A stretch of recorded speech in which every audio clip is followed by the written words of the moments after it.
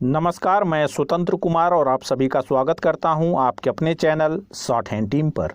तो दोस्तों, आज के इस वीडियो में दैनिक जागरण के संपादकीय से 429 शब्दों के डिक्टेशन को हम लोग लेने वाले हैं। इसे हम दो अलग अलग स्पीड में लेंगे। पहली बार में 80 की स्पीड में, तो दूसरी और आखिरी बार में इसी डिक्टेशन को हम लोग 100 की स्पीड में लेने वाले हैं। अगर आपको इस डिक्टेशन के PDF की ज़रूरत है या इसमें आए हुए महत्वपूर्ण शब्दों के आउटलाइंस को जानना चाहते हैं तो आप हमारे टेलीग्राम ग्रुप को ज्वाइन कर सकते हैं। लिंक इसी वीडियो के ठीक नीचे डिस्क्रिप्शन बॉक्स में आपको मिल जाएगा। तो 80 की स्पीड में आपका डिक्टेशन स्टार्ट होगा 5 सेकंड के बाद। तब तक के लिए आप रेडी रहें।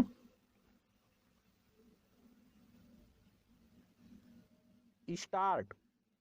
एक ऐसे समय जब यूक्रेन संकट के कारण अंतर्राष्ट्रीय स्तर पर कूटनीतिक सक्रियता बढ़ गई है और भारत भी उसमें शामिल है, तब पड़ोसी देश पाकिस्तान में जो कुछ हो रहा है उस पर ध्यान देना आवश्यक है। अविश्वास प्रस्ताव का सामना करने जा रहे पाकिस्तानी प्रधानमंत्री इमरान खान जिस तरह बौखलाए हुए हैं, उससे यही लगता है कि वह गहरे संकट में हैं। उन्होंने अपनी सेना के समर्थन से सत्ता हासिल की थी और नया पाकिस्तान बनाने का वादा किया था, लेकिन आज का पाकिस्तान पुराने पाकिस्तान से भी खराब हालत में है। न केवल उसकी अर्थव्यवस्था संकट में है, बल्कि महंगाई के कारण जनता में असंतोष भी चरम पर है। वहाँ किस्म किस्म के आतंकी संगठनों को भी पहले की तरह पाला पोसा जा रहा है। इसी कारण वह FATF की ग्रे लिस्ट से बाहर नहीं निकल पा रहा है।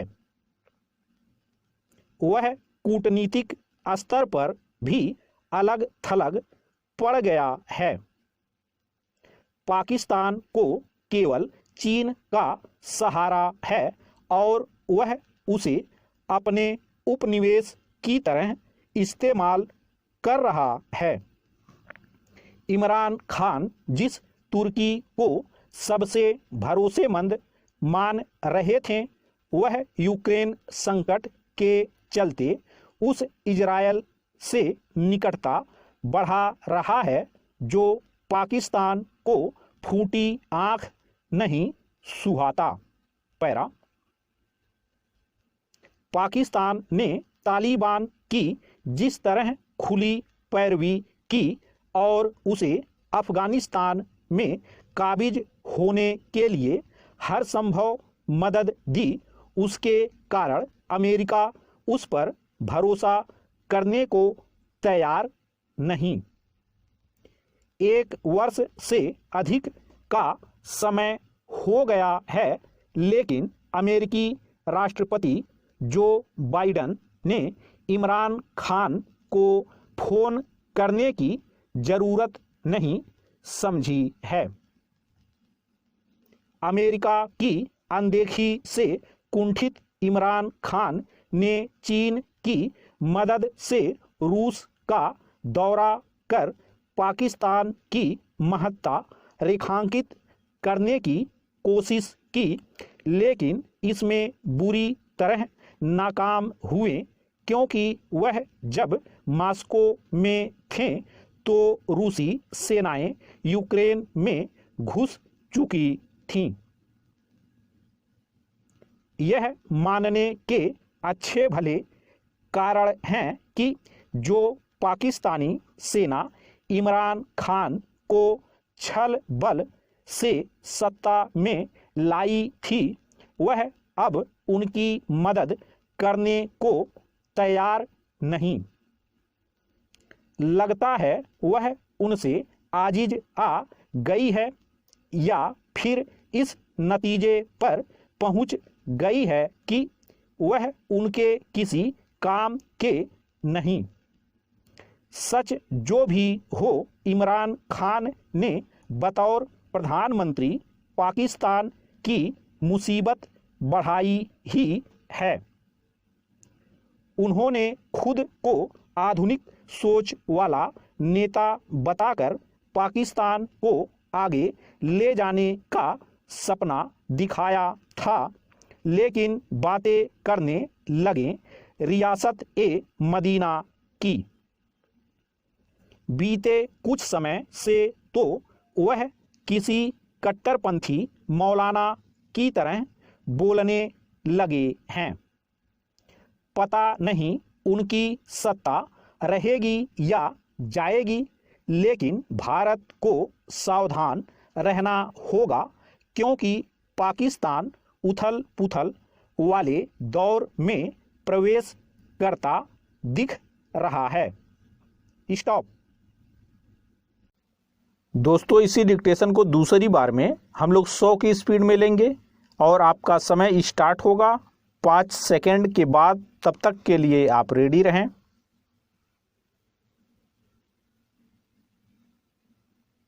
स्टार्ट। एक ऐसे समय जब यूक्रेन संकट के कारण अंतर्राष्ट्रीय स्तर पर कूटनीतिक सक्रियता बढ़ गई है और भारत भी उसमें शामिल है, तब पड़ोसी देश पाकिस्तान में जो कुछ हो रहा है उस पर ध्यान देना आवश्यक है।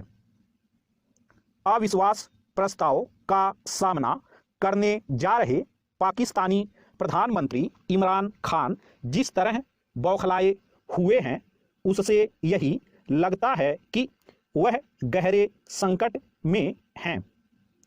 उन्होंने अपनी सेना के समर्थन से सत्ता हासिल की थी और नया पाकिस्तान बनाने का वादा किया था, लेकिन आज का पाकिस्तान पुराने पाकिस्तान से भी खराब हालत में है। न केवल उसकी अर्थव्यवस्था संकट में है, बल्कि महंगाई के कारण जनता में असंतोष भी चरम पर है।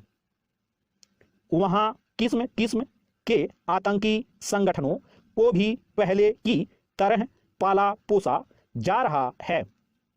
इसी कारण वह FATF की ग्रे लिस्ट से बाहर नहीं निकल पा रहा है। वह कूटनीतिक स्तर पर भी अलग थलग पड़ गया है। पाकिस्तान को केवल चीन का सहारा है और वह उसे अपने उपनिवेश की तरह इस्तेमाल कर रहा है। इमरान खान जिस तुर्की को सबसे भरोसेमंद मान रहे थे, वह यूक्रेन संकट के चलते उस इजरायल से निकटता बढ़ा रहा है जो पाकिस्तान को फूटी आंख नहीं सुहाता। पैरा। पाकिस्तान ने तालिबान की जिस तरह खुली पैरवी की और उसे अफगानिस्तान में काबिज होने के लिए हर संभव मदद दी, उसके कारण अमेरिका उस पर भरोसा करने को तैयार नहीं। 1 वर्ष से अधिक का समय हो गया है, लेकिन अमेरिकी राष्ट्रपति जो बाइडन ने इमरान खान को फोन करने की जरूरत नहीं समझी है।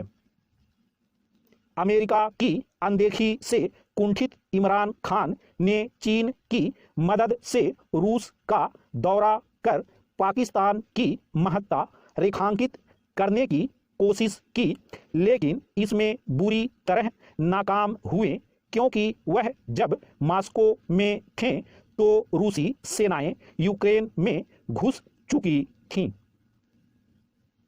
यह मानने के अच्छे भले कारण हैं कि जो पाकिस्तानी सेना इमरान खान को छल बल से सत्ता में लाई थी, वह अब उनकी मदद करने को तैयार नहीं। लगता है वह उनसे आजिज आ गई है या फिर इस नतीजे पर पहुंच गई है कि वह उनके किसी काम के नहीं। सच जो भी हो, इमरान खान ने बतौर प्रधानमंत्री पाकिस्तान की मुसीबत बढ़ाई ही है। उन्होंने खुद को आधुनिक सोच वाला नेता बताकर पाकिस्तान को आगे ले जाने का सपना दिखाया था, लेकिन बातें करने लगे रियासत ए मदीना की। बीते कुछ समय से तो वह किसी कट्टरपंथी मौलाना की तरह बोलने लगे हैं।